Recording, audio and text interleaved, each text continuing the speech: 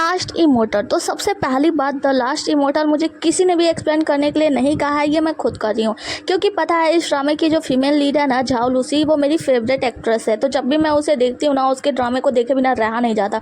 तो मैंने हिंदी में सर्च किया था ताकि हिंदी एक्सप्लेनेशन देख लूँ, लेकिन 2-3 एपिसोड ही मिले, सारे एपिसोड नहीं मिला। इसलिए मैंने सोचा क्यों ना मैं देखूँ और लोगों को भी दिखाऊँ जो कि अभी तक ये ड्रामा देखे नहीं है और समझ में नहीं आया उन्हें। तो चलो देख लो। तो हम स्टार्टिंग में देखते हैं एक छोटा बच्चा जो कि गाना गा रहा होता है, और वहीं पे आती है हमारी झाओ लूसी, मतलब इसका नाम इन होता है। वो आती है और छोटे लड़के से कहती है कि तुम कौन सा गाना गा रहे हो। तो छोटा लड़का खड़ा होता है और कहता है कि इन, तुम यहाँ पे फिर से आ गई। जिसके बाद हम देखते हैं पेड़ पे एक आदमी बैठा होता है और वो उतरता है और कहता है कि इन, मैंने 16-17 वर्षों के लिए, 17-18 वर्षों के लिए तुम्हें धरती लोक पे भेज दिया था कि तुम जाके वहाँ पे एंजॉय करती, तुम्हें राजकुमारी बनाया था, तो तुम यहाँ पे फिर इतनी जल्दी कैसे वापस आ गए।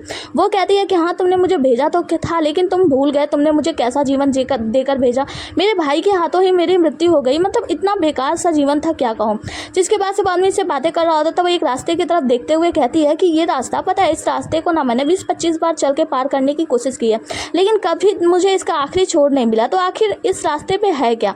वो आगे बढ़ती है तो हमें एक गोला दिखाया जाता है और उस राउंड में दिखाया जाता है यहाँ पे मेन लीड जो होता है उसे देखकर कहती है कि ये कौन सा आदमी है, बहुत ही ज़्यादा आकर्षक लग रहा है और मुझे अपनी तरफ आकर्षित कर रहा है।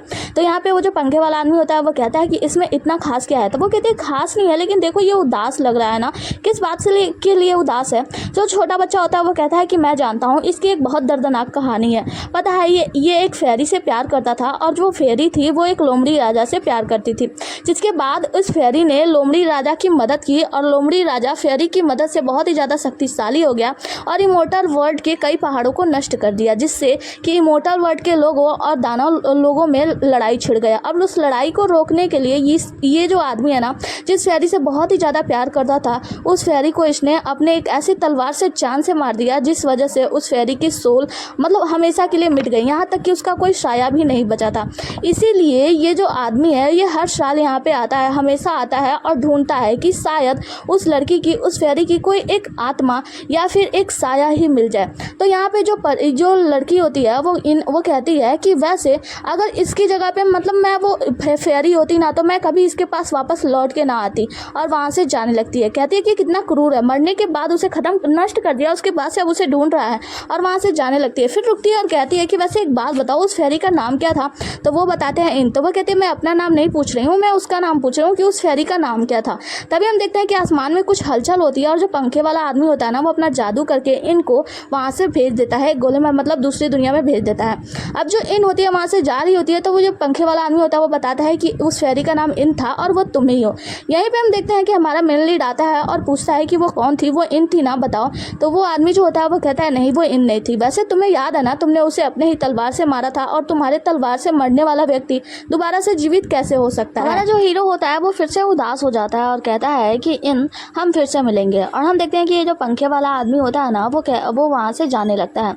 यहाँ पे हमारे हीरो जिन को देखते हैं और इसके बाद से हमें दिखाया जाता है कि स्कॉश कई हजार साल पहले, जहाँ पे हमें फिनिक्स वर्ड का दिखाया जाता है, मतलब फिनिक्स वर्ड ये होता है। यहाँ पे हम देखते हैं एक पक्षी को, सफ़ेद कलर की पक्षी जो कि उड़ता हुआ एक पेड़ के पास जाता है। उस पौधे के पास जाके हम देखते हैं कि ये स्त्री का रूप ले लेता है और ये यहाँ की फिनिक्स वर्ड की महारानी होती हैं। और यहाँ अंडे के पास जाने के बाद हमें पता चलता है कि यहाँ पे एक अंडा होता है, उससे कहती है कि तुम फिनिक्स वर्ड की दूसरी राजकुमारी हो, तो तुम जल्द ही जन्म लेने वाली हो, क्योंकि 100 साल पूरे हो गए हैं तुम्हारा गर्भाशय होने में, और अब तुम जल्दी से ही जन्म लेने वाली हो, तो जल्दी से मैं यहाँ पे एक बड़ा सा पार्टी करने वाली हूँ। जिसके बाद ये फिनिक्स वर्ड के बहुत सारे लोग वहाँ पे आ जाते हैं और ये इन सबको ऑर्डर देती है कि जाओ सभी, जहाँ जितने भी वर्ड के महान लोग हैं ना, उन सभी लोगों के पास चिट्ठी पहुँचा दो, उन सभी लोगों के पास निमंत्रण दे दो कि फिनिक्स वर्ड की दूसरी राजकुमारी इस दुनिया में आने वाली है और यहाँ पे पार्टी होने वाली है। इसके बाद हम फेरी वर्ड के एक दूसरे वर्ल्ड को देखते हैं, जहाँ पे हम देखते हैं कि एक बूढ़ा व्यक्ति जो कि कुछ मतलब मेडिटेशन वगैरह कर रहा होता है, इसके पास भी इन्विटेशन आती है। इन्विटेशन लेटर पढ़ने के बाद ये कहता है कि जब से ये दुनिया बनाई गई है तब से एक छोटे फिनिक्स के पैदा होने से पहले बड़े फिनिक्स की मतलब मौत हो जाती है, मतलब इस दुनिया में कोई एक ही फिनिक्स जीवित रह सकता है, तो ये कैसे छोटा फिनिक्स आ सकता है। वैसे मतलब फिनिक्स की महारानी ने जरूर कुछ सोचा होगा और उन्होंने ये सोचा होगा कि जब छोटी फिनिक्स वापस इस दुनिया में आ जाएगी तो वो अपना शांति से, उन्हें जीवन सौंपने के बाद अपना जीवन शांति से बिता सकेंगी। जिसके जिसके बाद से वो कहते हैं कि ठीक है तो फिर एक काम करो, गुजिन को भिजवा दिया जाए। जिसके बाद से हम देखते हैं कि यहाँ पे एक जियांझू आता है और वो उस बूढ़े व्यक्ति को प्रणाम करता है। बूढ़ा व्यक्ति कहता है कि अब सही समय आ गया है कि जो फिनिक्स के राजा हैं उनका गुजिन बहुत अच्छा दोस्त है, तो गुजिन को भेज दिया जाए और उसके साथ ढेर सारे उपहार भी भेजा जाए। वैसे तुम्हारा भाई गुजिन है कहाँ? तो जियांझू कहता है कि मैंने पहले उसे ढूंढने के लिए किसी को भेज दिया, आप चिंता मत कीजिए, वो जल्दी आ जाएगा। तो आगे सीन कट होता है और हमें दिखाया जाता है शराब खाने का सीन, जहाँ पे एक लड़की शराब की बोतल लिए हुए कहती है कि ये 100 साल पुराना शराब का बोतल है, तो आप लोग इसके लिए बोली लगा सकते हैं। जिसके बाद से हम देखते हैं कि यहाँ पे सभी लोग अपनी अपनी बोली लगा रहे होते हैं। यहीं पे एक आदमी होता है जो कि बहुत ही ज्यादा हैंडसम होता है, इसे हम मिस्टर फैंग के नाम से जानेंगे। तो मिस्टर फैंग जो होते हैं वो कहते हैं कि मैं इस शराब के लिए एक ऐसी गोली दाव पे लगाने जा रहा हूँ जिस गोली को खाते ही आपकी यौवन शक्ति और भी ज्यादा बढ़ जाएगी, मतलब आप और भी ज्यादा खूबसूरत और जवान हो जाएंगे। हम देखते हैं हमारे हीरो को जो कि कहता है कि ठीक है तो फिर मैं इस शराब को पाने के लिए अपने 200 सालों की स्पिरिचुअल पावर दाव पे लगाता हूँ। यहाँ पे जो फैंग होता है वो कहता है कि 200 सालों की स्पिरिचुअल पावर, मिस्टर आप क्या पागल हो गए हैं? मतलब आप ऐसे मतलब शराब की बोतलों के लिए इतनी सारी शक्तियों के दाव पे लगा रहे हैं, आप ऐसा कैसे कर सकते हैं? तो वो कहता है कि मतलब जो हमारा हीरो होता है वो कहता है कि देखो ये मूर्खतापूर्ण बातें मत करो, जिसने ज्यादा दाव लगाया है उसने ये शराब जीत ली। और जाता है उस लड़की के पास, कहता है कि मैं अपने 200 सालों की स्पिरिचुअल पावर दाव पे लगा रहा हूँ, तो क्या मैं ये बोतल ले सकता हूँ? तो वो कहती है कि हाँ बिल्कुल, और उसे दे देती है। हम देखते हैं कि हमारा हीरो जो होता है ना वो मिस्टर फैंग से कहता है कि ऐसी मूर्खतापूर्ण बातें मत करो। जो लोग ना इस शराब को चखे हैं वो ये नहीं कहेंगे कि हम कितना दाव पे लगा रहे हैं, वो तो ये कहेंगे कि वाह शराब का क्या स्वाद है, लो तुम भी चखना चाहोगे मिस्टर फैंग? मिस्टर फैंग को गुस्सा आता है और वो वहां से चले जाते हैं। जैसे वहां से जा रहे होते हैं हम देखते हैं उधर से एक बूढ़ा आदमी आता है और छोटे अंकल करता है हमारे हीरो को। तो हमारा हीरो कहता है कि भतीजे तुम सही समय पे आए, एक काम करो इस लड़की को मेरे 200 सालों का स्पिरिचुअल पावर दे दो और इसके बदले में मैंने ये शराब की बोतल खरीद ली है। इतना कहना था कि हमारा हीरो वहीं पे बेहोश हो जाता है। सीन में हम एक छोटे लड़के को देखते हैं जिसको कि अपना शिष्य बनाकर जियान्यू लाया होता है और बताता है अपने गुरु से कि इसको मैंने धरती लोक पर देखा और मैंने देखा इसमें बहुत ही ज्यादा पोटेंशियल है, तो मैंने इसे अपना शिष्य बना लिया।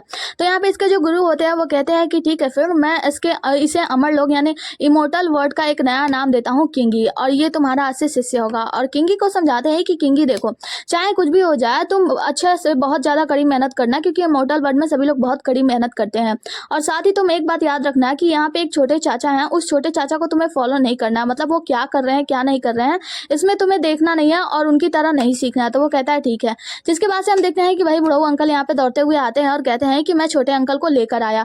तो यहाँ पे जो मेन उसके गुरु होते हैं वो बोलते हैं कि आखिर इन्हें क्या हुआ? तो वो बताता है कि दरअसल बात यह है कि एक जगह शराब बिक रही थी और इन्होंने अपने 200 साल की स्पिरिचुअल पावर को उसमें दे दिया अब शराब के बदले में। तो यहाँ पे जो जियानी होता है उसका भाई वो कहता है कि 200 सालों का स्पिरिचुअल पावर, लेकिन ये तो अभी सिर्फ 200 सालों का ही है। तो बुढ़ऊ कहते हैं कि हाँ बिल्कुल तुमने सही कहा। बुढ़ऊ बताते हैं कि दुकान की मालकिन से मैंने बहुत ही ज्यादा नेगोशिएशन किया, मतलब उन लोगों से बहुत ही ज्यादा बोला, बार्गेनिंग की कि थोड़ा सा तो कम कर दो, लेकिन वो लोग नहीं माने। लेकिन फिर उन्होंने कहा कि गुरुजी अगर जाकर वहाँ पे शिलालेख लिखते हैं तो वो लोग मान जाएंगे और इसकी 200 सालों की तपस्या की जो शक्ति है वो दे देंगे। जिसके बाद से हम बुढ़ऊ को देखते हैं, वो कहते हैं कि ठीक है तो फिर परी गाड़ी को तैयार करो और इसे बर्थडे में भेजने के लिए तैयारी करो, जहाँ पे फोनिक्स राजकुमारी का जन्म हो रहा है वहाँ भेजने के लिए। और उनके साथ में कहते हैं कि किंगी तुम भी जाओ और छोटे चाचा का अनुसरण करना। तो यहाँ पे जो जियानी होता है वो कहता है कि किंगी एक बात का ध्यान रखना कि जो छोटे चाचा है, जब मतलब छोटा जो भाई है वो वहाँ पे जाएगा गुजिन, तो वो वहाँ पे जी माउंटेन की प्रतिष्ठा को बर्बाद ना कर पाए, तो इस बात का ध्यान रहे। तो किंगी कहता है जी बिल्कुल। जिसके बाद हम हमारे हीरो को देखते हैं जो कि वहीं पे मुस्कुरा रहा होता है कि चलो मेरे ही बारे में बातें हो रही हैं। इसे पता सब होता है लेकिन पता नहीं क्यों ऐसा बनने का प्रिटेंड कर रहा है। इसके बाद से हमें इन तीनों को एक उड़ते हुए गाड़ी में दिखाया जाता है। यहाँ पे जो बुढ़ऊ होते हैं वो किंगी से कहते हैं कि किंगी तुम्हें पता है तुम बहुत ही ज्यादा भाग्यशाली हो जो दाजी माउंटेन में सेलेक्ट हुए हो, क्योंकि तुम्हें पता है दाजी माउंटेन के जो इमोर्टल्स है ना वो दुनिया में सबसे शक्तिशाली इमोर्टल्स हैं, नंबर 1 वाले। तो यहाँ पे जो दाजी होता है बहुत ज्यादा खुश हो जाता है, कहता है तो क्या हम दुनिया में सबसे ज्यादा शक्तिशाली हैं? तो वो कहते हैं कि ना ऐसी बात नहीं है, दरअसल सबसे ज्यादा शक्तिशाली जो है ना वो एंशियन गॉड है। दरअसल बात यह है कि नश्वर क्षेत्र के ऊपर इस 30 क्षेत्र के नीचे 3 लोग हैं, जिसको कि अमर लोक, दानव लोक और पाताल लोक 3 लोकों के नाम से जाना जाता है। यह दिव्य क्षेत्र वह है जहाँ वास्तविक रूप से देवता रहते हैं। केवल जब हम एक ऊपरी देवता मतलब हम बहुत ही ज्यादा दैविक शक्ति हासिल कर लेते हैं तब हम ऊपरी वाले भाग में जा सकते हैं, जिसे हम दैविक क्षेत्र के नाम से जानते हैं। और तुम्हें पता है दैविक क्षेत्र ना अभी तक कई सालों से खुला ही नहीं है।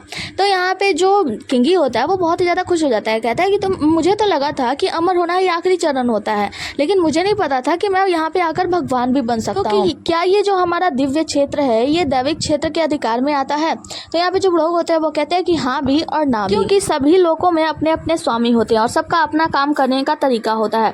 तो दैविक क्षेत्र के लोग कभी भी दूसरे क्षेत्र के लोगों के काम में टांग नहीं अड़ाते, मतलब वो जैसा चाहे वैसा काम कर सकते हैं। जिसके बाद से हम ब्रो मास्टर को देखते हैं कि इनके जो शिष्य होते हैं उनसे पूछते हैं कि आखिर आपने गुजिन को वुटोंग द्वीप पर जाने पर जोर क्यों दिया।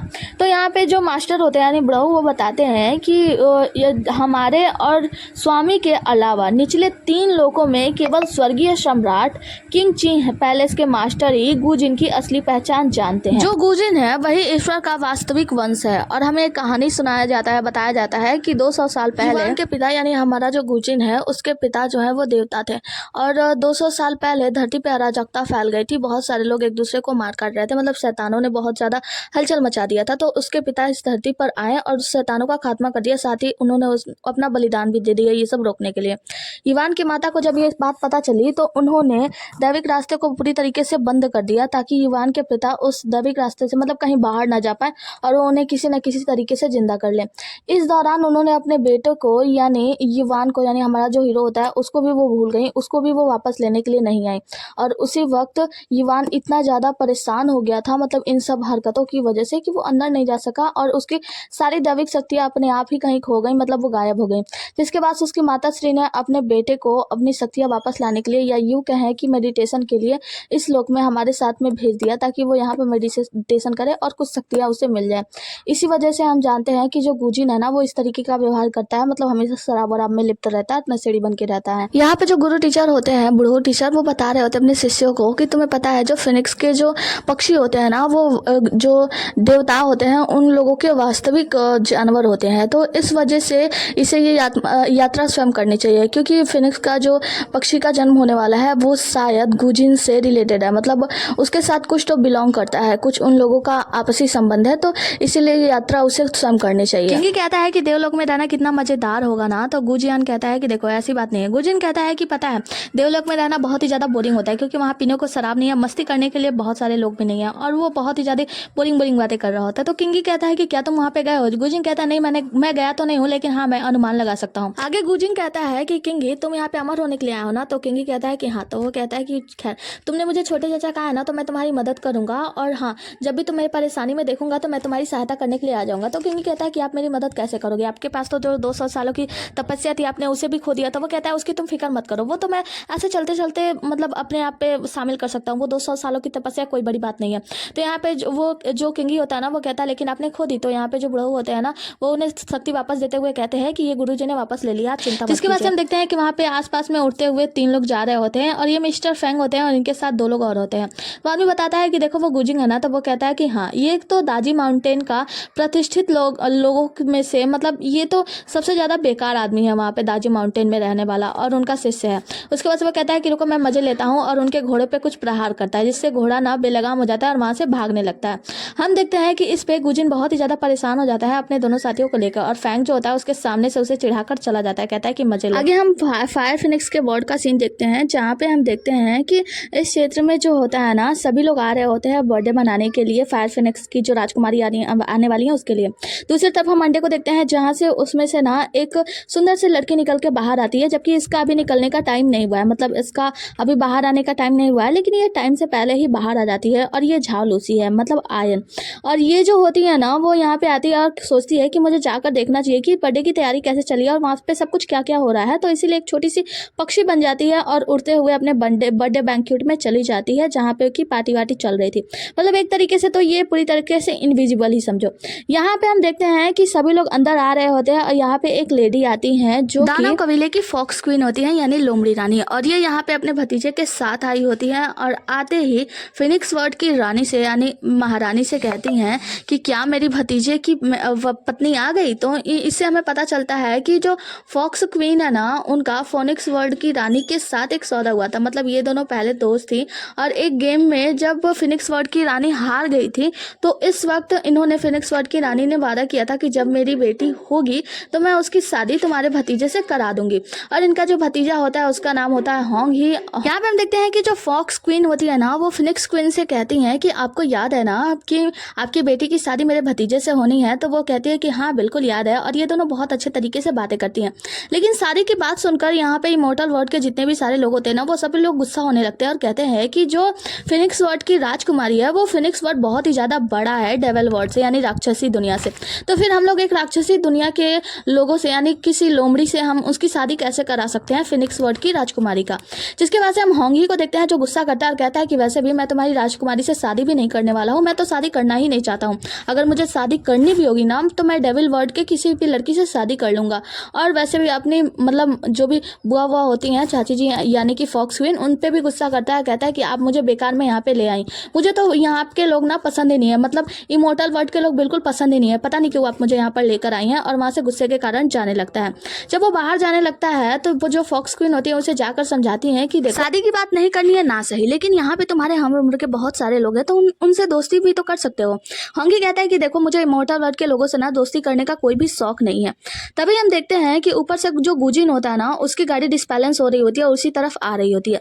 ये चीज़ जब होंगी देखता है तो अपने शक्तियों से उसका मतलब उसका साथ देता है और उसे उतारने में मदद करता है। लेकिन जो गुजिन तो आराम से उतर जाता है, लेकिन उसके साथ जो दो लोग होते हैं ना उनकी लैंडिंग सेफ नहीं होती है और लोग तपाक करके नीचे गिर जाते हैं। ये जो होता है वो गुजिन को बचा लेता है। गुजिन उसके ऊपर ही जस्ट लटका होता है और कहता है कि शुक्रिया। उसके बाद से वो कहता है कि ये कितने उबाऊ हैं, उन्हें फेंक देता है।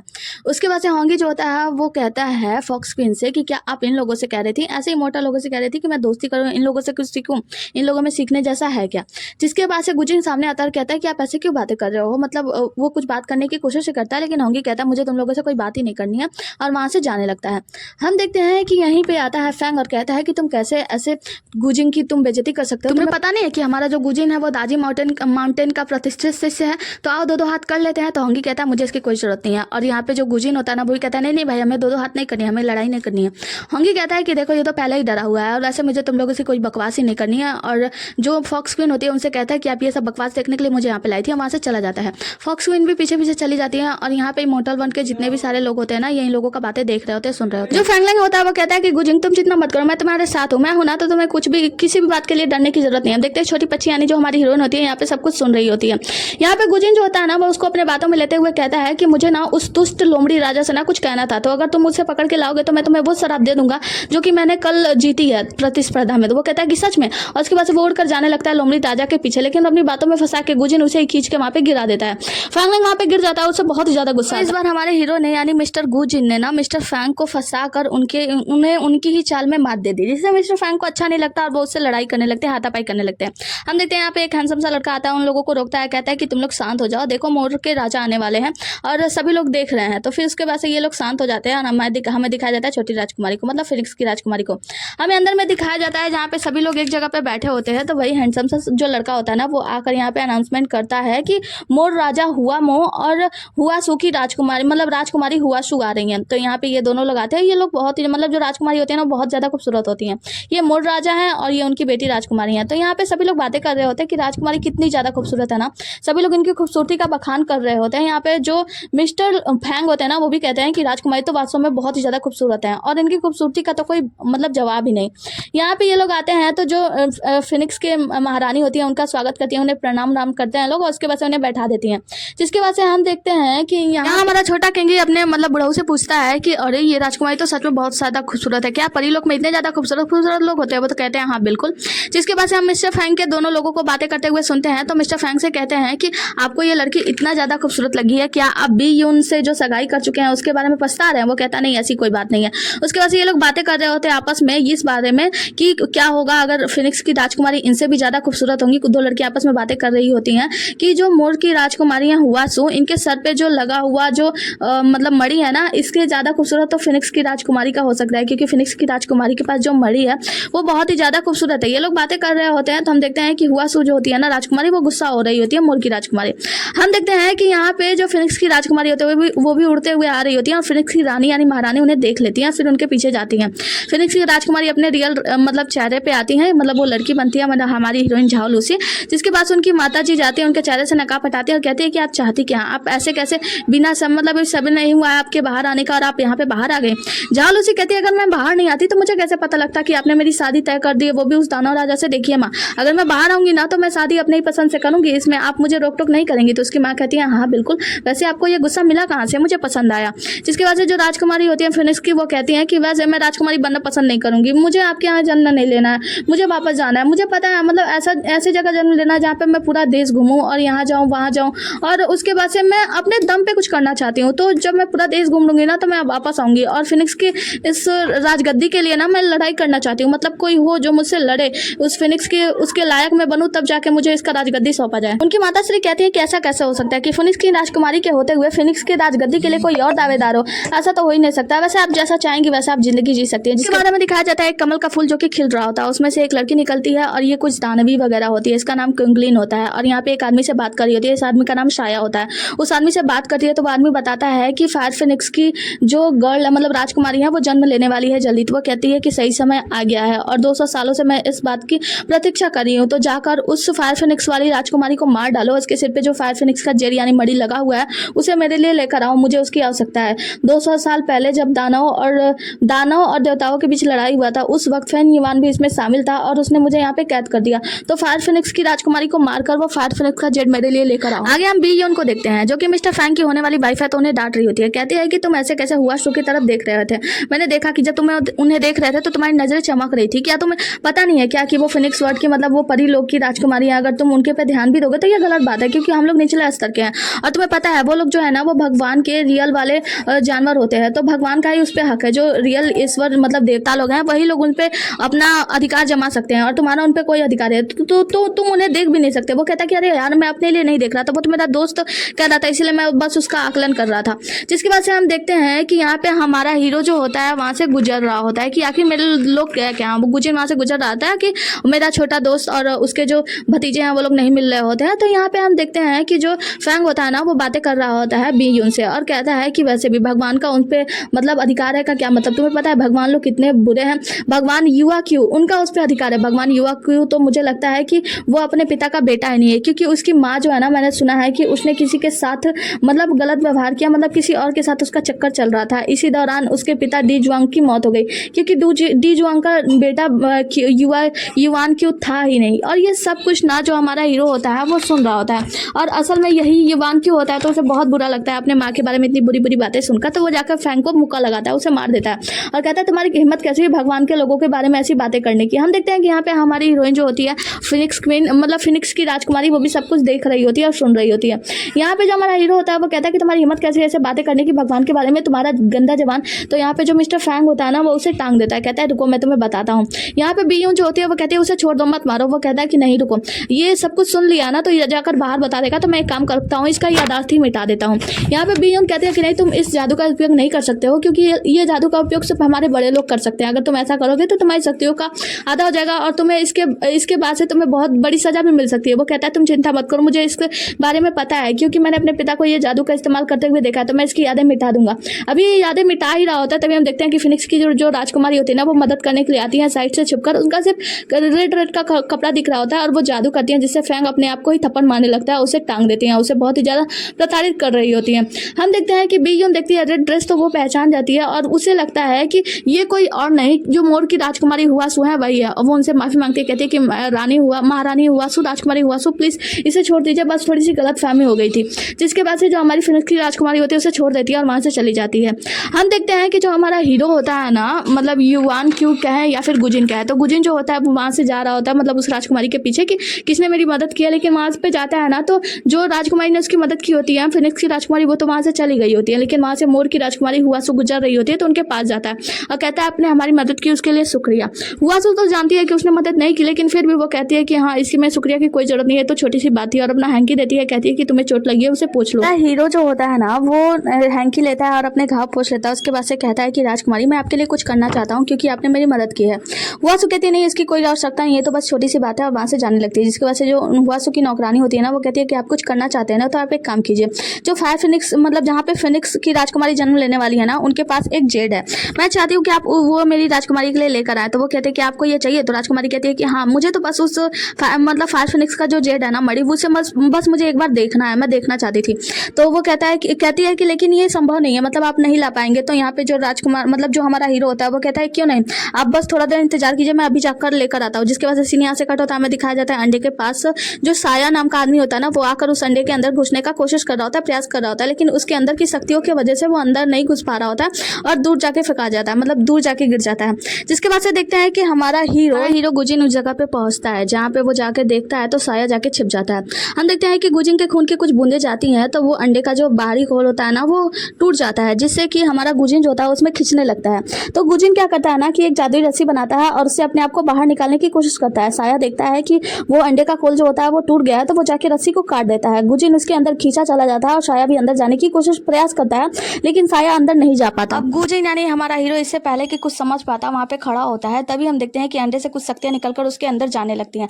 मतलब हमारे हीरो के अंदर उसकी सारी शक्तियाँ समाहित हो रही होती है। हमारा हीरो चिल्ला रहा होता है मुझे कोई शक्ति नहीं चाहिए, ये सब हटाओ यहाँ से, लेकिन कोई भी प्रभाव नहीं होता। और जो राजकुमारी होती है ना फिनिक्स वर्ड की, वो राजकुमारी पूरी तरीके से गायब होने लगती है। उसके शरीर की सारी शक्तियाँ निकल के हमारे हीरो यानी गुजिन के अंदर में चला जाता है और फायर फिनिक्स की जो राजकुमारी होती है वो उस अंडे से अचानक से ही गायब हो जाती हैं। हम देखते हैं कि यहाँ पे ये सारी बातें फायर फिनिक्स के लोगों को पता चलती है और ये सभी लोग यहाँ पे इकट्ठा हो जाते हैं। यहाँ पे फायर फिनिक्स की जो महारानी होती है वो पहुंचती हैं और देखती हैं उस अंडे के अंदर कि उसमें कोई भी जीवंत आत्मा नहीं है, मतलब उसमें उनकी बेटी नहीं होती है। तो यहाँ पे बहुत ही ज़्यादा चिंतित हो जाती हैं और वो चारों तरफ अपने बेटी को ढूंढने लगती हैं, मतलब यहाँ पे कि उसके आत्मा का कोई सार ही मिल जाए। जिसके वजह से हम देखते हैं कि ये लोग सभी लोग बातें करते हैं कि राजकुमारी जो है वो उनकी मृत्यु हो गई है, मतलब वो यहाँ से गायब हो गई। यहाँ पे हमारा हीरो बहुत ही ज़्यादा परेशान होता है। जो महारानी होती है ना वो एक इशारा करती हैं और यहाँ पे एक जलता हुआ लैंप लाया जाता है। उस जलते हुए लैंप में हम देखते हैं कि राजमाता मतलब जो एम्पायरस होती हैं महारानी वो, और साथ ही में लोमड़ी की रानी, ये दोनों लोग जाती हैं और तीनों लोगों में ढूंढने के लिए। तीनों लोगों में ढूंढने के बाद जब ये लोग फिर वापस आती हैं तो ये लोग बताती हैं कि फायर फिनिक्स की राजकुमारी का जो है आत्मा का सार तीनों लोगों में कहीं भी नहीं मिला, वो पूरी तरीके से मिट चुका है। यहाँ पे हमारा हीरो बहुत ही ज़्यादा उदास होता है, कहता है कि महारानी मुझे माफ़ कर दीजिए, ये सब मैंने जानबूझ के नहीं किया, अनजाने में हो गया। मैं तो बस उस फायर फिनिक्स के अंदर एक जेट को देखना चाहता था। वो कहती है तुम क्यों देखना चाहते थे? तो वो जो होता है ना वो मोरनी के राजकुमारी की तरफ देखता है, लेकिन फिर भी कुछ भी नहीं बताता नहीं है। ये सब बोलता है कि बस मैंने सुना था कि वो जेट है वो बहुत ही ज़्यादा प्यारा है, बस मैं उसका एक लुक करना चाहता था, बस एक बार देखना चाहता था, इसीलिए यहाँ पे आ गया। यहाँ पे सभी लोग उसके ऊपर हाथ उठाने लगते हैं, कहते हैं कि ये दार्जी माउंटेन का एक मामूली सा शिष्य है, इसे क्या ही पता कि फिनिक्स के वर्ल्ड में राजकुमारी का जन्म हजारों सालों में एक बार होता है। अब हमारी राजकुमारी पता नहीं कब फिर आएगी। और यहाँ पे बूढ़े लोग जो होते हैं उसके ऊपर आरोप लगाते हुए कहते हैं इसे तो पनिशमेंट देना चाहिए और इसे कड़ी पनिशमेंट मिलनी चाहिए। यहाँ पे जो हमारा हीरो होता है वो वहीं पे घुटनों के बल बैठ जाता है, कहता है कि महारानी आप जो पनिशमेंट देंगी वो मैं मंजूर कर लूंगा। तो महारानी कहती हैं कि फिर मैं तुम्हारे माता पिता यानी देवलोक ये तो जानती हैं कि ये देवताओं के लोग से है। उसके बाद से कहती है तुम्हारे गुरु कौन लोग को क्या जवाब दूंगी? वो कहता है कि महारानी मैं पनिशमेंट लेने के लिए तैयार हूँ, मैंने गलती की है तो मैं इसका पनिशमेंट भी भुगतने के लिए तैयार हूँ, आप जितनी भी कड़ी सजा देना चाहे मुझे दे सकती हैं। हम देखते हैं कि यहाँ पे इसका जो भतीजा होता है मतलब बुढ़ऊ और जो इनके साथ आया होता है उनका दोस्त, ये दोनों लोग कहते हैं कि नहीं महारानी प्लीज़ एक बार सोच लीजिए। वो कहता है कि महारानी मैं पनिशमेंट लेने के लिए तैयार हूँ, आप जो पनिशमेंट देना चाहेंगी। इसी के साथ ये एपिसोड यहीं पे खत्म होता है। हाँ, ये ड्रामा तुम लोग को भी देखना है तो लाइक कर दो और चैनल को सब्सक्राइब कर दो नए हो तो, और कमेंट करके बताना नेक्स्ट एपिसोड के लिए। वैसे मैं नेक्स्ट एपिसोड जरूर लाऊंगी क्योंकि मुझे देखना है, ये ड्रामा बहुत ही ज़्यादा प्यारा लगा है मुझे। Bye, tata, take care.